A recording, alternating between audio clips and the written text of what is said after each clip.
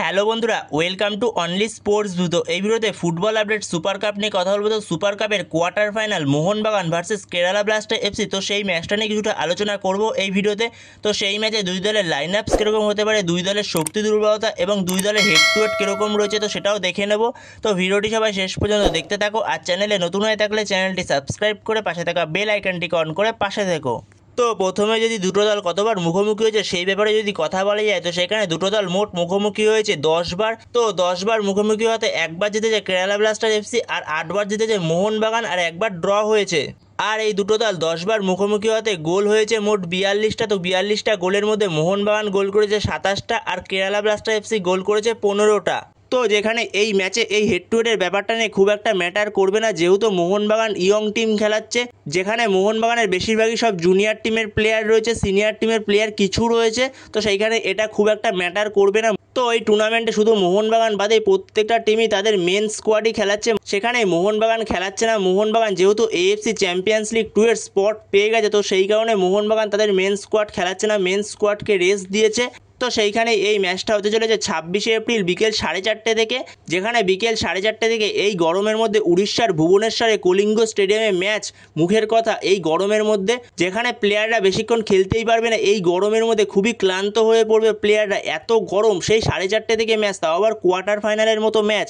তো এটা খুবই একটা খারাপ ডিসিশন 4:30-র সময় ম্যাচ দেওয়া এই গরমের মধ্যে, তাও আবার ভুবনেশ্বরে। সেখানে এই ভুবনেশ্বরে যে কীরকম গরম এটা সবারই জানা। তো ভুবনেশ্বরে এই 4:30 থেকে ম্যাচ, এটা খুবই একটা খারাপ সিদ্ধান্ত।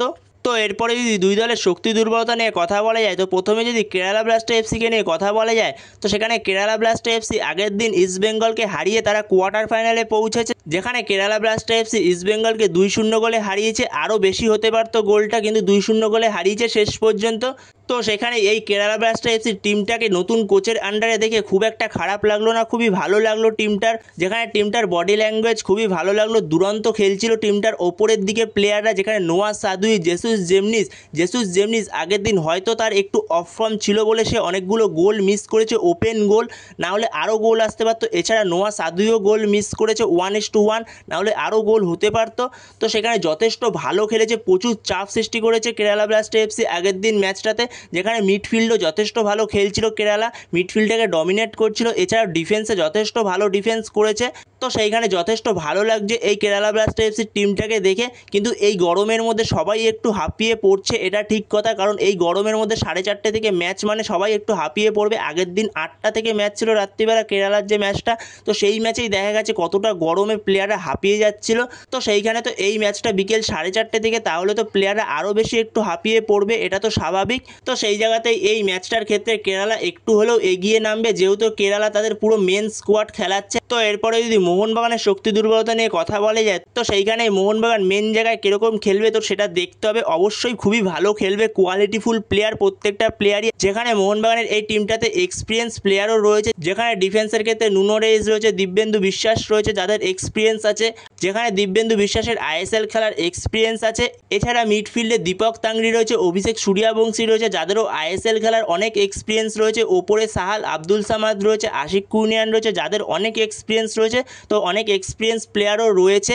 এছাড়া ওপরে যেরকম সুয়েল ভাট রয়েছে, তো অনেকটাই এক্সপিরিয়েন্স রয়েছে। সেখানে এই টিমটা খুব একটা সহজভাবে ছেড়ে দেবে না কেরালাকে। যেখানে মোহনবাগান সুপার কাপের কোয়ার্টার ফাইনাল খেলতে যাওয়ার আগে মোহনবাগান একটা ফ্রেন্ডলি ম্যাচ খেলেছিল চেন্নাইন এফসির সঙ্গে, তো সেই চেন্নাইন এফসিকে 5-0 গোলে হারিয়েছে মোহনবাগান।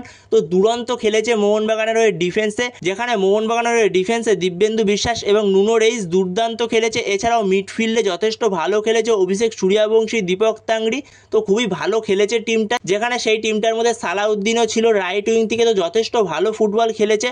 তো এরপরে যদি দুই দলের লাইন আপস নিয়ে আলোচনা করা যায়, তো প্রথমে যদি কেরালা ব্লাস্টার এফসি লাইন আপস নিয়ে আলোচনা করা যায়, তো সেখানে কেরালা ব্লাস্টার এফসির কোচ মোহনবাগানের বিরুদ্ধে 4-4-2 ফরমেশনে যেতে পারে, যেখানে গোলে অবশ্যই স্টার্ট করবে সচিন সুরেশ।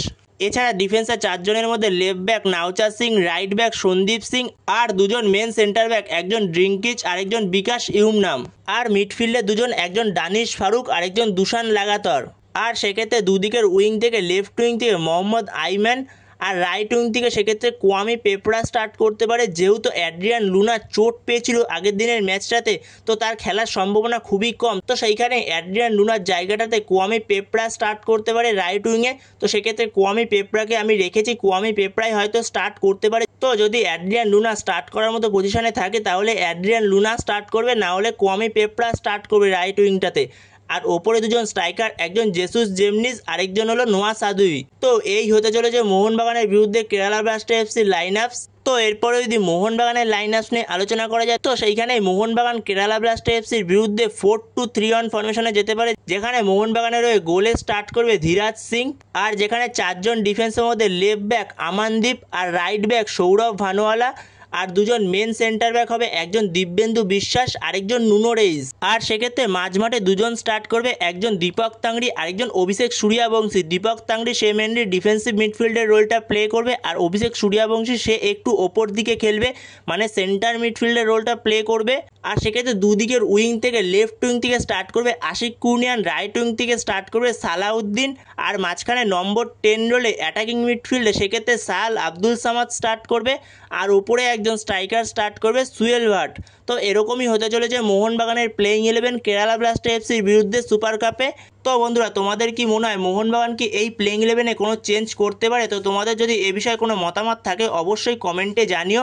এই ভিডিওতে এই পর্যন্তই। তো ভিডিওটি ভালো লাগলে অবশ্যই লাইক, শেয়ার, সাবস্ক্রাইব করতে ভুলো না। তো নেক্সট ভিডিওতে দেখা হচ্ছে, ততক্ষণের জন্য বাই বাই।